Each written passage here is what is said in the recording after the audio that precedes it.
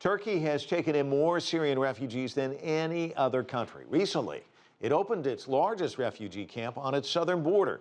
Thousands are staying there after fleeing the fighting in Kobane. As Natalie Carney reports, despite the liberation of that Syrian city last month, many don't see themselves returning anytime soon. New arrivals stream into Suruc's newest camp, set up by the Turkish National Disaster and Emergency Management Authority. The camp welcomed roughly 5,000 refugees in its first 10 days in operation and has the capacity to welcome 30,000 more, making it the largest refugee camp in the country. Salah Youssef has just arrived with his 6 children. He has no idea what has happened to his family home back in Kobane. If Kobane became safer, we could continue our struggle.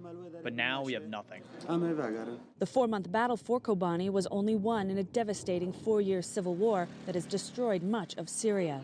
Here, refugees have access to schools, sports and entertainment facilities, and free medical care. The camp also has a water purification center that pumps clean water into each of the 7,000 tents, an attempt at stability in a very unstable region.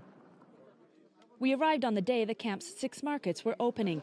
Each person is given 85 Turkish lira, roughly $35 US, monthly by the Turkish government, which these refugees were excited to spend. Many had been surviving on handouts until arriving here.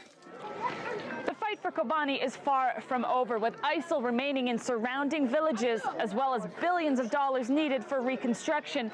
Many of these refugees don't know when or even if they'll ever return home. 77-year-old Mustafa Atto and his wife fled to Turkey when ISIL started their advance on the predominantly Kurdish city last September. Neighbors who stayed told them the militants had taken everything from their home, then burnt it down. We have nothing there now. We don't know what will happen. We are pessimistic. We are not able to do anything, just waiting. If I had the opportunity, I'd go back this second.